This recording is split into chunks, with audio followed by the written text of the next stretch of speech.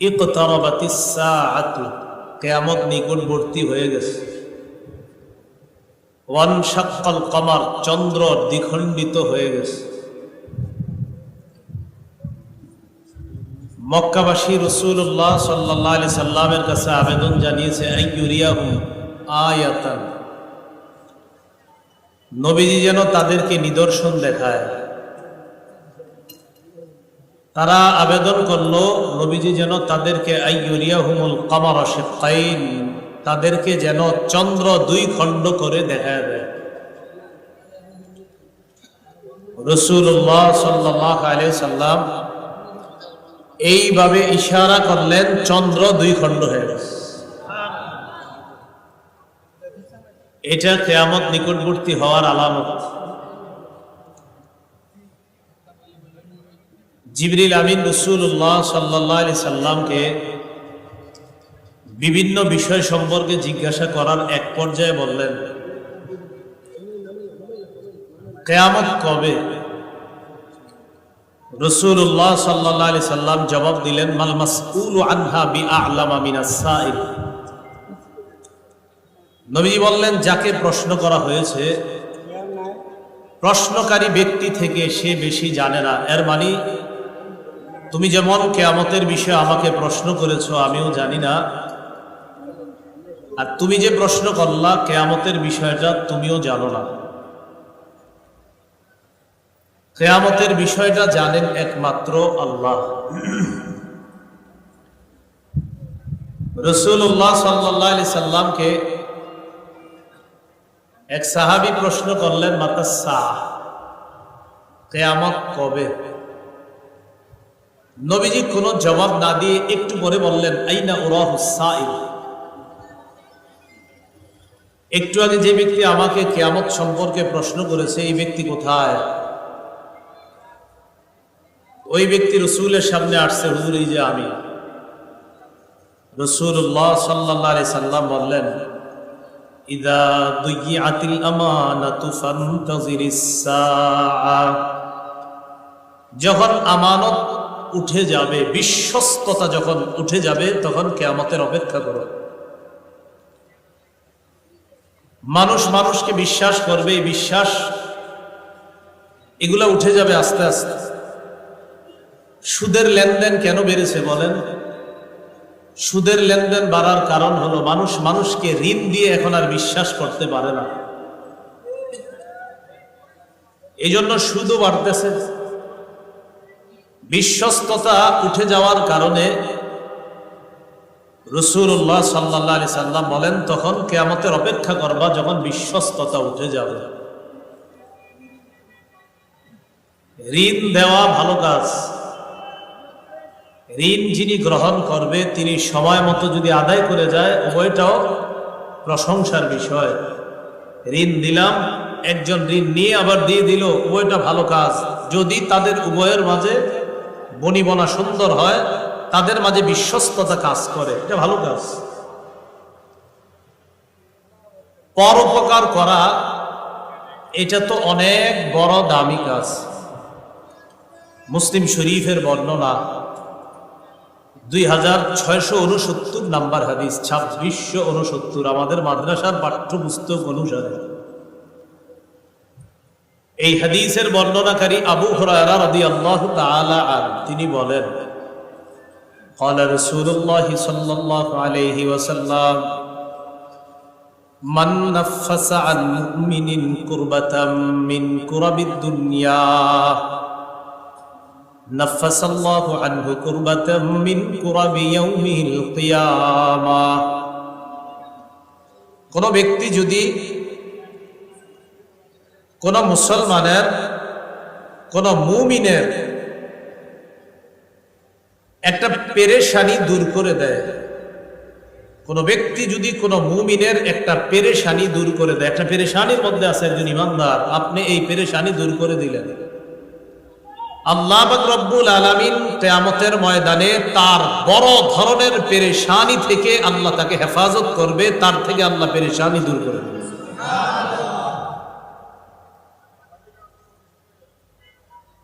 তো এই যে পেরেশানি দূর করা আরেকজনের, এটা অনেক ভালো কাজ, পরোপকার। ওয়ামান ইয়াসসারা আলা মুসিরিন ইয়াসসারাল্লাহু আলাইহি ফিদ দুনিয়া ওয়াল আখিরাহ। কোন ব্যক্তি যদি কোন অভাবগ্রস্ত ব্যক্তির প্রতি সহজ আচরণ করে, কোন ব্যক্তি যদি বিপদগ্রস্ত ব্যক্তির প্রতি সহজ আচরণ করে, একজন ব্যক্তি বিপদে আছে, আপনি তার প্রতি একটা সহজ আচরণ করলেন, ইয়াসসারাল্লাহু আলাইহি ফিদ দুনিয়া ওয়াল আখিরাহ, আল্লাহ ওই ব্যক্তির সাথে দুনিয়া আখিরাতে সহজ আচরণ করবে। ওয়ামান সাতারা মুসলিমান সাতারাল্লাহু ফিদ দুনিয়া ওয়াল আখিরাহ। কোন ব্যক্তি যদি কোন মুসলমানের দোষ গোপন করে, আল্লাহ পাক রব্বুল আলামিন দুনিয়া আখিরাতে তার দোষ গোপন করে। ওয়াল্লাহু ফি আউনিল আবদি মা কানাল আবদু ফি আউনি আখিহি। আল্লাহ পাক রব্বুল আলামিন কোন বান্দাকে ততক্ষণ সাহায্য করে, ওই বান্দা যতক্ষণ অন্য কারো সহযোগিতা করে, কোন ব্যক্তি অন্য কারো যতক্ষণ পর্যন্ত সাহায্য করবে, আল্লাহ ততক্ষণ তাকে সাহায্য করতে পারে। তাহলে পরোপকার করা এটা ভালো কাজ। ঋণ দেওয়া অবশ্যই ভালো কাজ। ঋণ যিনি নিবেন, যার পেরেশানি দূর হবে, তিনিও সময় মতো ঋণ আদায় করে দেওয়া, উভয়টা প্রশংসার কাজ। আব্দুল্লাহ ইবনে ওমর রাদিয়াল্লাহু তাআলা আনহুমার বর্ণনা, হাদিসের কিতাব তাবরানী শরীফ, এই কিতাবের 3070 নম্বর হাদিসের বর্ণনা, 3870 নম্বর হাদিসের বর্ণনা। এই হাদিসের মধ্যে আছে, قال رسول الله صلى الله عليه وسلم, রাসূলুল্লাহ সাল্লাল্লাহু আলাইহি ওয়াসাল্লাম বলেন, ইন্না লিল্লাহি খালকা খালাকাহুমুল্লাহু লিহাওয়াইজিন নাস। আল্লাহর কিছু সৃষ্টি আছে যাদেরকে আল্লাহ সৃষ্টি করছে মানুষের প্রয়োজন পুরা করার জন্য।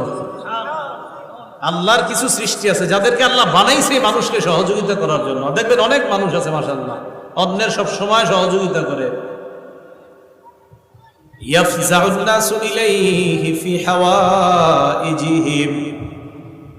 আল্লাহর ওই সৃষ্টির যাদেরকে আল্লাহ বানাইছে মানুষের উপকার করার জন্য, অন্য মানুষরা পেরেশানির মধ্যে পড়ে তাদের কাছে আসে, খুব পেরেশানি নিয়ে আসে, আসার পর মুহূর্তের মধ্যে তাদের পেরেশানি দূর করে দেয়।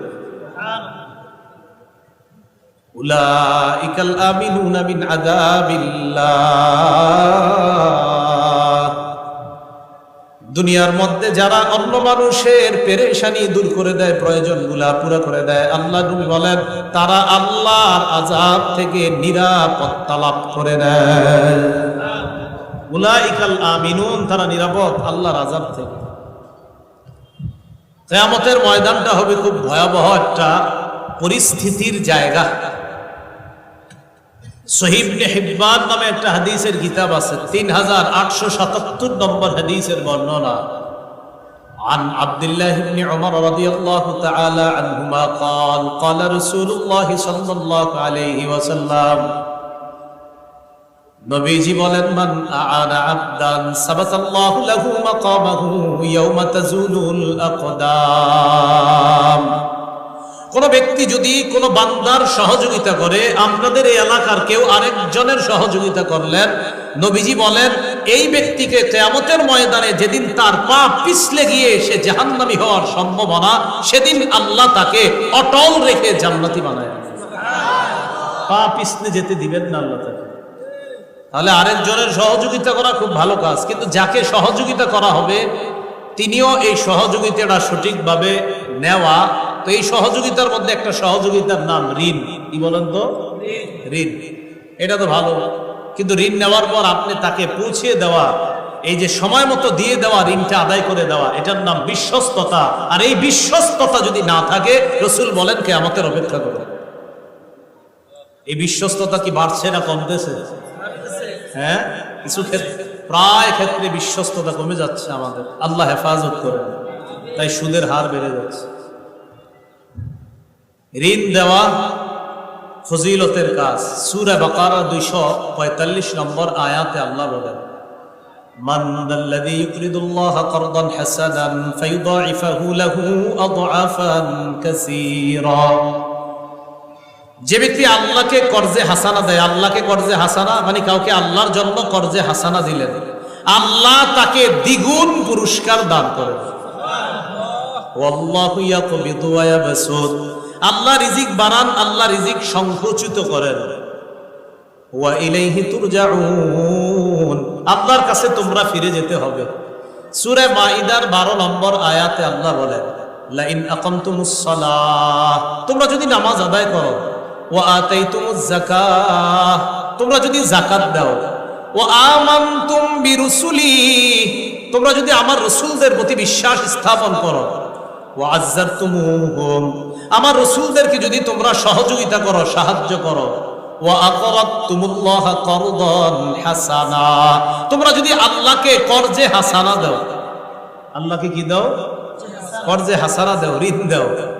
লা উকাফিরান্না আনকুম সাইয়্যাতিকুম, আমি আল্লাহ তোমাদের জিন্দেগীর সব পাপগুলা মুছে দিব।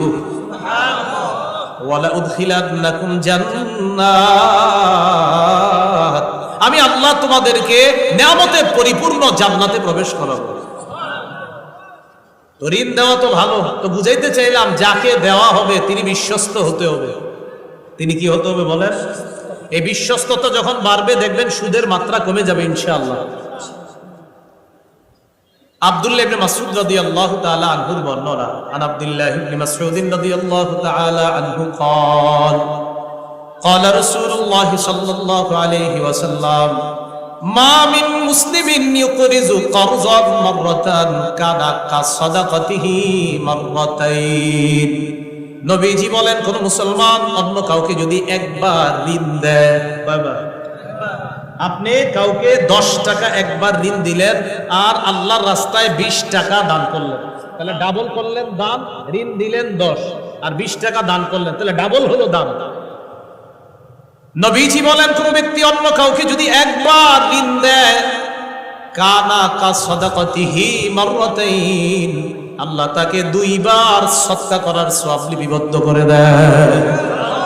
একবার ঋণ দিলে 2 বার সদকার সওয়াব, একবার ঋণ দিলে 2 বার দান করার সওয়াব। তো বুঝাইতে চাইতেছি বারবার, ঋণ দেওয়া ভালো, যিনি নিবেন তিনি বিশ্বস্ত হতে হবে। তাহলে দেখেন, ঋণ দেওয়া ভালো, আবার ঋণের টাকাটাও আপনি পেয়ে যাবেন যদি বিশ্বস্ত হয়, এতে আপনি ডাবল সদকার সওয়াব পাবেন। আমি শুধু বুঝাইতে চাইতেছি বিশ্বস্ততাটা যেন আমাদের থেকে উঠে না যায়। এটা উঠে যাওয়া কিয়ামতের অপেক্ষা করা। বারা ইবনে আযিব রাদিয়াল্লাহু তাআলা রাসূলের সাহাবী, তিনি বলেন, عن براء بن عازب رضي الله تعالى عنه قال سمعت رسول الله صلى الله عليه وسلم يقول, আমি নবীজিকে বলতে শুনলাম, মান মানাহা মানিহাতা লাবান, কেউ যদি কাউকে একটা দুধালু গরু দেয়, দুধের গরু মানে যে গরু থেকে দুধ দোয়ানো যাবে, এরকম দুধের একটা পশু দিছে, এটা গরু হতে পারে, অন্য কোনো দুধের পশু, যেই দুধ আমরা খাই, কাউরে দিছে যে আপনি দুধ খাবেন, এই জন্য দিলাম আপনার। মান মানাহা মানিহাতা লাবান আও ওয়ারকিন, কেউ যদি কাউকে স্বর্ণ রূপা ঋণ দেয়, আগের যুগে ছিল আপনার স্বর্ণ রূপাই টাকা পয়সার মতো ঋণ দেয়, আও হাদা যুকাকা, অথবা কেউ যদি কোনো পথিককে রাস্তা দেখা যায়, কুটুমপুর এই দিক দিয়ে এক ব্যক্তি গাড়ি নিয়ে ঢুকছে, আপনারা বললো ভাই আমি অমুক জায়গায় যাবো, রাস্তাটা দেখায় দেন, আপনি রাস্তা দেখায় দিলেন, কানা লাহু মিসলু ইতকি রাকাবাতি, আল্লাহ তাকে একটা গোলাম আজাদ করার সওয়াব দান করবেন। কাউকে দুধ খাওয়ার জন্য গরু দিলেন, আপনি কাউকে স্বর্ণ রূপা ঋণ দিলেন, অথবা আপনি কাউকে রাস্তা দেখায় দিলেন, আল্লাহ তাকে গোলাম আজাদ করার সওয়াব দান করবেন। ঋণের স্বরূপ আরেকটা, বর্তমানে মনে করেন কথার কথা, আপনার 4টা অটো আছে, অটো বর্তমানে অটো গাড়িগুলো সিএনজি বেশি না, সিএনজি অটো, একটা গরিব মানুষ, কথার কথা, ওরে বললেন কি তোমার কি অবস্থা, বলতেছে আমি মেয়ে বিয়ে দিব, টাকা নেই।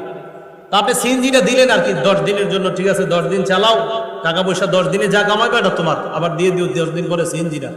বিশ্বস্ত মানুষ, পাশের গ্রামেই লোক, তো আপনি দিলেন গাড়িটা।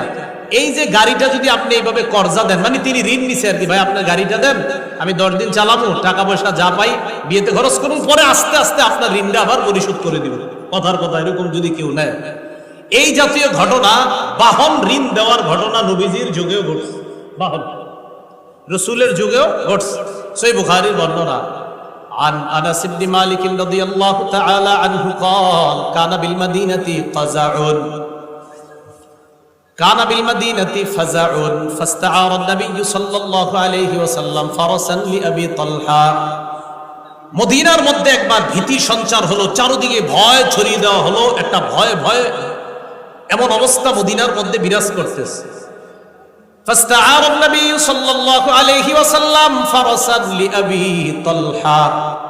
আল্লাহ নবী আবু তলহার থেকে একটা ঘোড়া ধার করে নিলেন।